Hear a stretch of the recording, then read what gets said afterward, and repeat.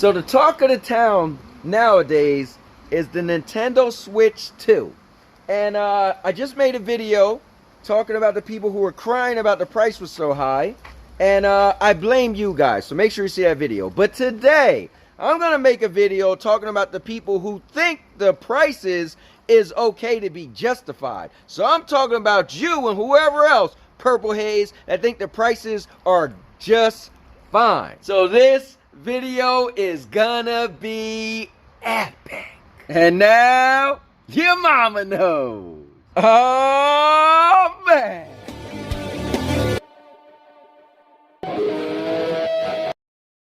And now, your mama knows. So first things first, let's get into Purple's first claim. But if I just put in April 2017 to February 2025, so that is how much Tears of the Kingdom was, $60 game, came out with the launch of the Switch. What I get is $78.29. Again, this is not quite June. There's a very good chance of possibility by June that number will actually be closer to $79.50, if not $80 on the dot. I bring this up to show that just based upon inflation alone, that the price of a $60 game during when Switch 1 launched is actually the same price almost as basically an $80 game today.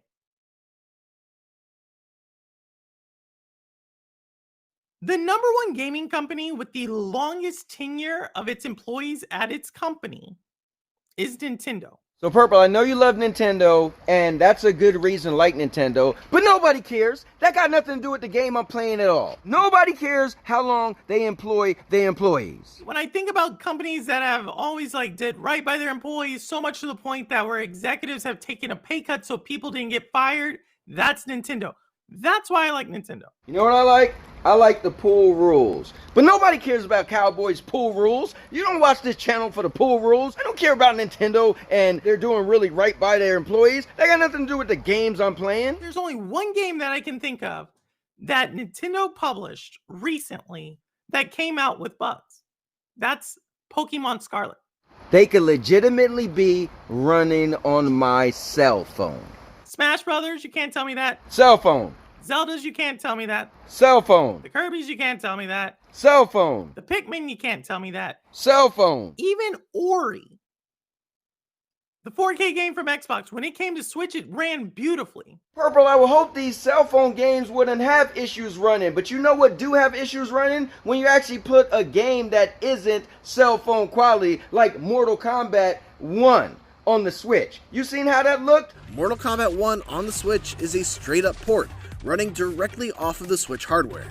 And yes, that is as bad of an idea as it sounds. Character models lack detailed textures, the expressive facial animations of the current gen versions are highly compromised to say the least. Mortal Kombat 1 on the Switch is nowhere close to the experience you'll have with it on PlayStation 5, Xbox Series X or S, or PC. Its horrendous load times, inconsistent frame rate, muddy visuals, and plethora of bugs make the Switch version an altogether aggravating way to play what is a great fighting game on other platforms, and certainly not at a price that's equal to the superior current gen versions. You never hear Nintendo get into something about sexual harassment or some crazy claim like that. Honestly, I'm not even going to say nothing because that's a really weird reason to like a company, because unless you're an employee and you're the one that's not being sexually harassed, I don't really know why that matters. Yes, sucks that the price is going up, but at the end of the day, where does the quality side of the conversation comes from? And that's, I guess, where I stand. Honestly, Purple, at this point, I don't think you know what quality is. How often do I play my Switch? I haven't played my Switch in a while. But that's why I'm saying I may be playing Switch more because Switch hasn't gotten the games I wanted to play recently. And now they might. Purple, let's be real. The reason why you don't play a Switch is because they don't have the games you want, because they lack third-party support. And even if they get the third-party support on the Nintendo Switch 2, which it look like they are getting the third-party support, you still have consoles in your house that's going to play the games and they're going to look better. I'm pretty sure you're still not going to be playing your Nintendo Switch 2. We already are paying this. If I want to play Diablo and play it with the season pass, that's like a $90 game. Honestly, Purple, I don't think that's a good reason to say we're already paying those high prices. I bought WWE 2K 2025, paid $130, but I could have saved money and just bought the regular edition. The thing is, those high prices actually came with something extra. Your high prices you're defending comes with nothing extra. If I had Mario Kart and I wanted to play with like my brother Mario Kart and we both had a Switch, I could basically give him the game so we could play Mario Kart together. That doesn't tell me the other game company that has done that. Honestly, this was a part of the video I couldn't wait to get to because PlayStation and Xbox has been doing that forever and they still do that right now. But now I can loan them out the game. Purple, this might blow your mind. It might shock you. But newsflash, here is Monster Hunter on my PlayStation 5 Pro in the Cowboy Epic Entertainment studio. And here is Monster Hunter Wilds in the bedroom on my wife's PlayStation 5. And guess what? I only bought the game once. And I'm able to share it with my wife on her account. That's right, the same exact thing you're talking about. If we had grown up with that ability in console gaming. Think about this. So I don't know how old you are, but you said, what if we was to grow up with this? Well, this was happening on the PlayStation 3. So it's like, I have Halo. I have Monster Hunter. Now, you have Halo. My wife has Monster Hunter. And we only need to buy one copy of Halo. And I've only paid for the game once. 4 people can play off of one game that's a multiplayer game that we couldn't do before. Well, I know you've been missing gaming for a little bit, and you probably missed this, but PlayStation used to let you share with 5 people. So you was actually able to do it before. I don't care if you load it up on my profile. We both could not play the game at the same time. Yeah, Purple, sharing content with your friends and family is nothing new at all. I think what you are thinking about is when Stadia allows you to share your content, but you could only share it with 4 other people and you couldn't play at the same time. And I used to say that bothered me because I'm used to PlayStation where I'm able to share with my wife and we could play the same games after I only bought it one time. I've been doing that forever. Even on top of that, I'm actually able to share it with my son. I share games with my other friends. So what you can do is you can share with one other person and you could play at the exact same time. And then if you want, somebody else could log in and then play on your account as well. Just another person can't be playing. So it just always have to be at least 2 people. So yeah, that's been a thing and it's been being done and it's still being done to this day. Because my son never bought WWE 2K 2025 and he's able to play my whole deluxe edition every week when we play We Wrestle Wednesdays.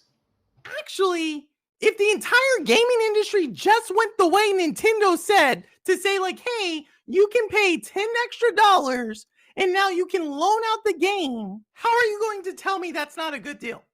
Funny thing, Purple, the entire industry has been doing this, but better. Because they don't make you pay an extra $10 to allow somebody else to play a game that's on your profile. Remember, Holtz allowed me to play his game, and he live in the UK, and I was able to play the DLC for Forspoken. Thank you, by the way, Holtz. The company that just said our #1 game that we sold over 55 million copies to. We are going to let you share that game, but we're going to charge you additional $10 for that game. That is something I'm getting extra. The only thing that's extra is you're paying extra because everybody else isn't making you pay extra money to share your games. Show me the other company that is doing that with their #1 game. I mean, it's not really their #1 game. It's just every game that could be on the platform. So the company that's doing it is Xbox and PlayStation, and it doesn't cost $10. I think it's okay to be upset with a price increase. I 100% believe no one wants to pay higher prices. But if you can show me what you're getting, like if you can tell me what you're going to get on top of it, I can't be too mad at you. So Purple, I'm glad that you are accepting the additional cost and you feel like you are getting something extra because it's inflation. You feel like the price should be $80 because it's just newer. But just because it's newer doesn't mean it's better. Because honestly, the tech is newer, but the tech is older. Because the tech can't compete with the stuff that's been out for almost 5 years already. And that's my point, is why would I pay for a game that looks like a PS4 game and I actually pay more than a PS5 game? So I hope that it gets to you. That's my point. And so with that being said, I'm going to get out of here. Thank you guys for watching. You people are epic. And I'll see you in the next one. And if anybody, even Purple Haze, got a problem with anything I said, just mosey on to 5:30 p.m. Eastern on Tuesdays to see Keeping It Real with the Cowboy. And you can debate me if you like. With that being said, and now your mama knows. Oh, man.